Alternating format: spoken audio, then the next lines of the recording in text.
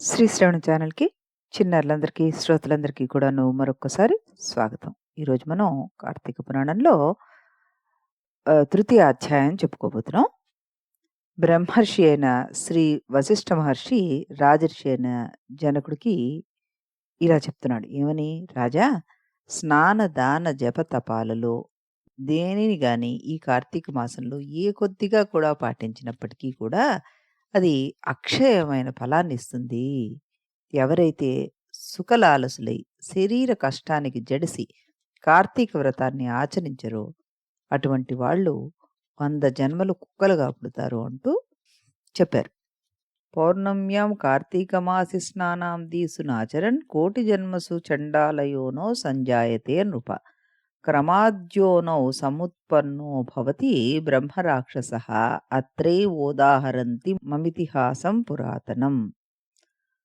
కార్తీక పౌర్ణమి నాడు స్నాన, దాన, జప, ఉపవాసాల్లో ఏ ఒక్కటి కూడా ఆచరించని వాళ్ళు చండాలపు యోనుల్లో కోటి పర్యాయాలు జన్మిస్తారు. తుదకు బ్రహ్మరాక్షసులు పరిణమిస్తారు. అందుకు ఉదాహరణ మీకొక చిన్న కథ ద్వారా చెప్తాను వినవయ్యా అంటూ జనక మహారాజు గారికి వశిష్ఠులు వారు చెప్తున్నారు. అదేంటో మనం కూడా విందాం. పూర్వకాలంలో తత్వనిష్ఠుడనే బ్రాహ్మణుడు ఒక ఆయన ఉండేవాడు. సకల శాస్త్ర పారంగతుడు అతను. అసత్యాలు పలకనివాడు. కాని అన్ని భూతాల యందును దయాళువు, తీర్థాటన ప్రియుడు. అలాంటి విప్రుడనమాట ఆయన. ఒకానొక నాడు తీర్థయాత్ర సందర్భంగా ప్రయాణం చేస్తూ మార్గం మధ్యలో గోదావరి తీరాన గల ఒకానొక ఎత్తైన మర్రి చెట్టు మీద కారు నలుపు కాయఛాయ కలవాళ్ళు, ఈ ఎండిన డొక్కలు కలవాళ్ళని, ఎర్రని నేత్రాలు, గడ్డాలు కలవాళ్ళు, గుచ్చబడిన ఇనుము తీగలకు మళ్ళే పైకి నిక్కి ఉన్న తల వెంట్రుకలతోటి, వికృత వదన అరవిందాలతోటి, కత్తులు కపాలాలు ధరించి సర్వజీవ భయంకరులుగా ఉన్న 3 బ్రహ్మరాక్షసుల్ని చూశాడు ఈ మహానుభావుడు. ఆ రాక్షసుల వలన భయం చేత ఆ మర్రి చెట్టు 4 వైపులా కూడా 12 మైళ్ళ దూరంలో ప్రాణి సంచారం అనేదే ఉండేది కాదు. అటువంటి భయంకర స్వరూపులైన ఆ రాక్షసులను అల్లంత దూరం నుంచే చూసిన ఈ తత్వనిష్ఠుడు అదిరిపడ్డాడు.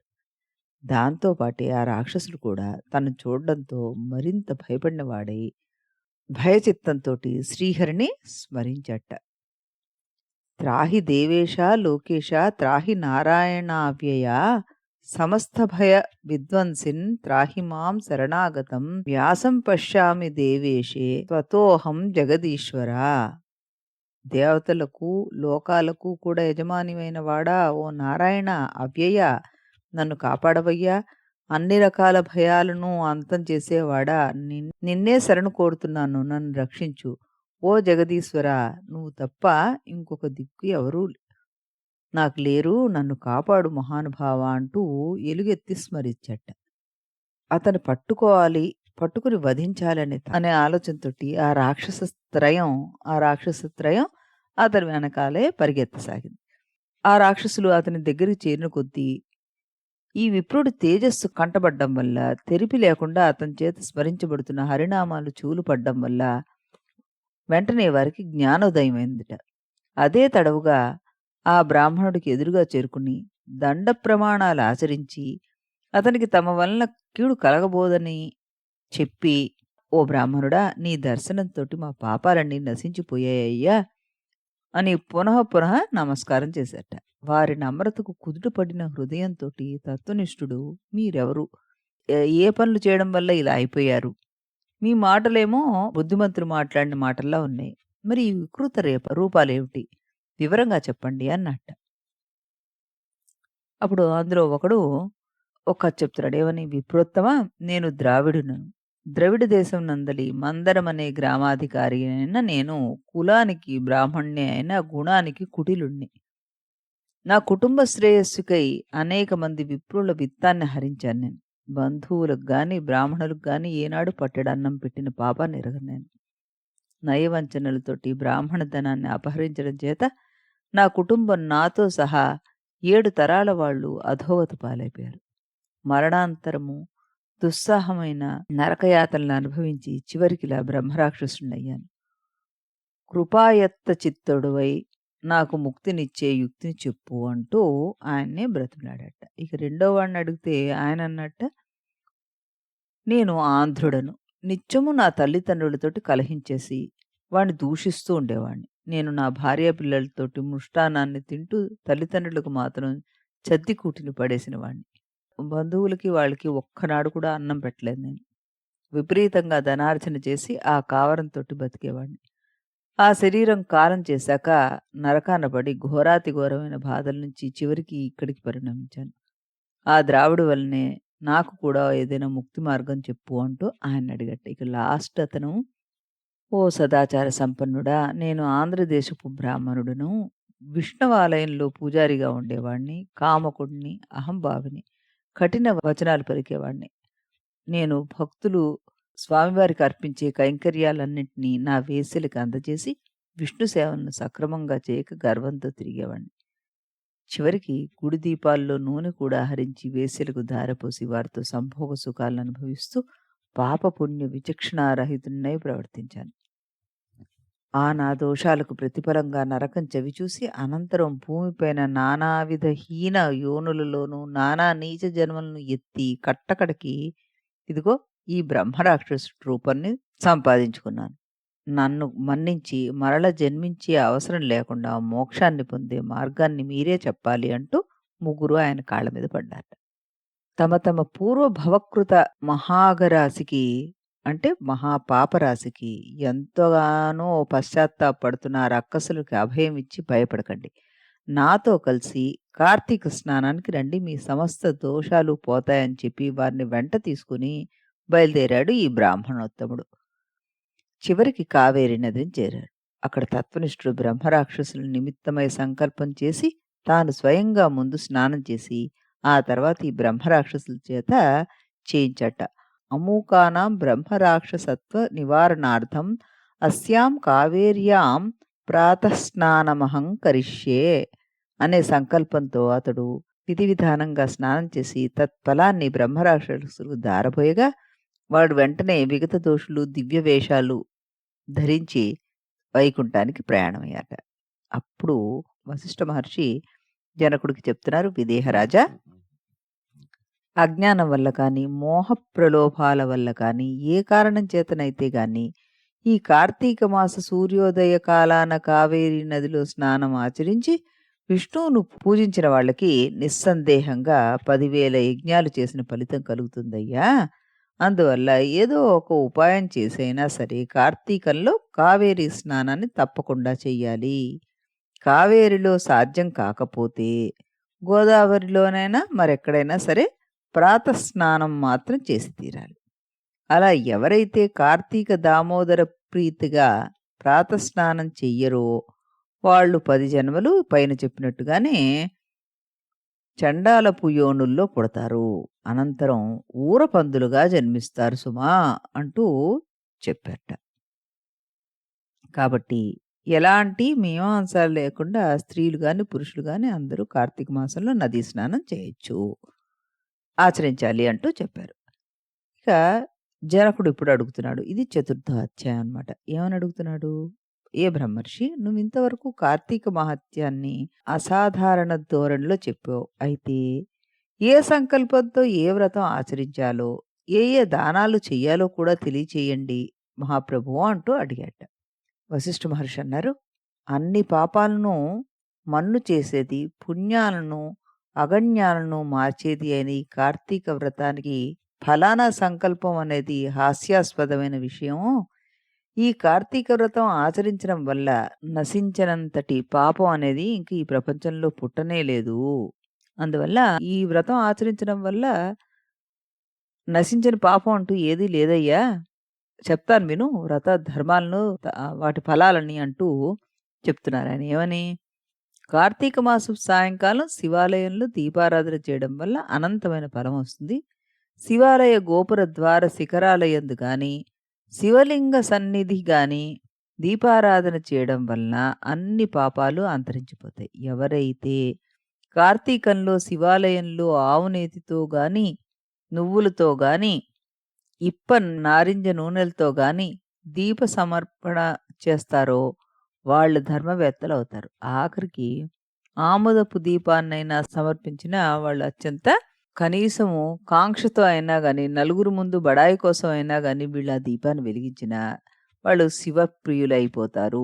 దీనికో చిన్న ఉదాహరణ, చిన్న కథ చెప్తాను విను అంటూ ఆయన కథ చెప్పడం మొదలుపెట్టారు.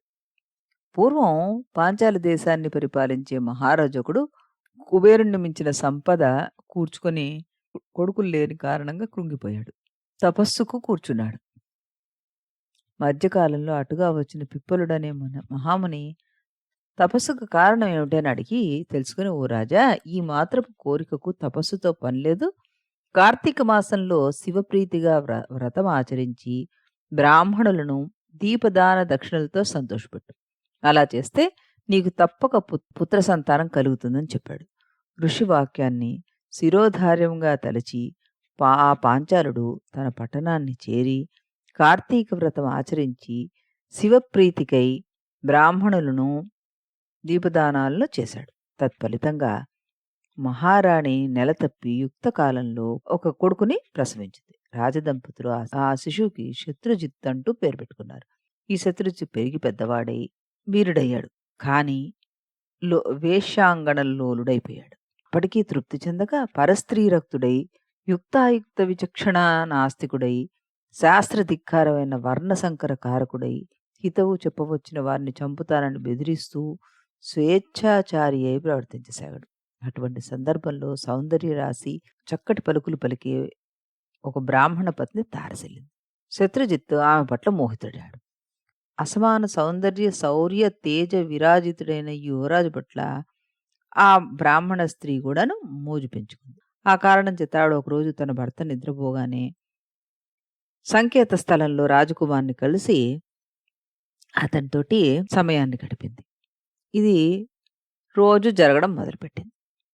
ఆ యువతి యొక్క భర్తకి ఈ విషయం తెలిసిపోయింది. అంతే, ఆయన ఒక కత్తి తీసుకుని వీళ్ళిద్దరూ ఎప్పుడు జంటగా కనబడతారా, వాళ్ళిద్దరిని చంపేద్దామా అని చూస్తున్నాడు. ఈ విషయం వీళ్ళిద్దరికీ తెలియదనమాట. ఈ శత్రుజిత్తుకు గాని ఆవిడకి గాని. రోజులు ఇలా గడుస్తుండగా ఒకానొక కార్తీక పౌర్ణమి సోమవారం నాడు రాత్రి వారిద్దరూ శివాలయాన్ని సంకేత స్థానంగా ఎంచుకుని అక్కడ కలుసుకున్నారు. గర్భగుడిలో అంతా చీకటిగా ఉంది. ఆవిడ చీర కొంగు చింపి వర్తించేసింది. రాజకుమారుడు ఎక్కడి నుంచో ఆముదం తెచ్చాడు. ఇద్దరూ కలిసి అక్కడ రెండిని జోడించి దీపాన్ని పెట్టారట. ఆ దీపపు వెలుగులో వారిద్దరూ సుఖాలు అనుభవిస్తున్నారు. ఈ విషయాన్ని ఆ భర్త ఎలాగో తెలుసుకొని కత్తి పట్టుకుని వచ్చేసాడు. ముందుగా శత్రుజిత్తుని, ఆ తర్వాత భార్యను తెగ నరికేశాడు. తాను కూడా అదే కత్తితో పొడుచుకుని ఆత్మహత్య చేసుకున్నాడు. ఆ విధంగా వాళ్ళు ముగ్గురు ఆ రాత్రి అక్కడే విగత జీవులై పడిపోతే పాశహస్తులైన యమదూతులు, పవిత్రులైన శివదూతులు ఒకేసారి అక్కడ చేరుకున్నట్ట. శివదూతలు రాకుమారుణ్ణి, ఈ బ్రాహ్మణ స్త్రీని విమానంలో ఎక్కించుకుని కైలాసానికి తీసుకెళ్ళిపోయారు. యమదూతలు అమాయకపు బాపడితోటి తమతో నరకం వైపు లాక్కుని పోసాగారు. అందుకు ఆశ్చర్యపడిన బ్రాహ్మణుడు, ఓ శివదూతుల్లారా, కాని పని చేసిన వారికి కైలాస భోగము, నా వంటి సదాచారుడికి నరకయోగమా అంటూ ప్రశ్నించట.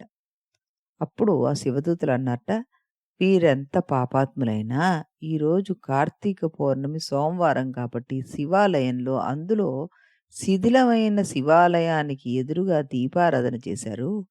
కనుక వారి పాపాలు నేరాలు అన్నీ నశించి పుణ్యాత్ములైపోయారు.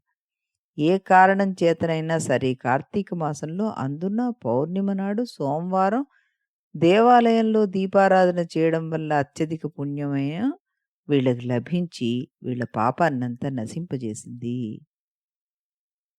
కానీ ఆ పాపకర్మలను నువ్వు ఇన్ని రోజులు పుణ్యకార్యాలు చేస్తూ ఈ పాపులను సంహరించి నువ్వు ఆనాడు పాపాన్ని మూటకట్టుకున్నావు. కాబట్టి నువ్వు పాపాత్ముడు అయిపోయావు. నీకు నరకం ప్రాప్తించింది. వీరికి కైలాసం అంటూ చెప్పాట. బ్రాహ్మణుడికి శివపారిషదులకి జరిగిన ఈ సంభాషణ విన్న శత్రుజిత్తు తాను కలగజేసుకుని, అయ్యలారా, దోషులమై మేముండగా మాకు కైవల్యం ఇచ్చి మమ్మల్ని చంపి పుణ్యాత్ముని చేసిన ఆ అమాయకుడిని నరకానికి పంపడం భావ్యం కాదు.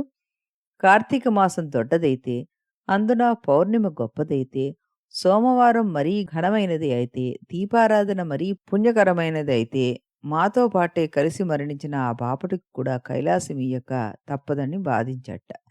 తత్ఫలితంగా శత్రుజిత్తు తాను తన ప్రియురాలు ఆచరించిన వత్తీ తైల పుణ్యము తాముంచుకొని ఆ దీపాన్ని వెలిగించిన పుణ్యాన్ని బ్రాహ్మణుడికి దారపోసట.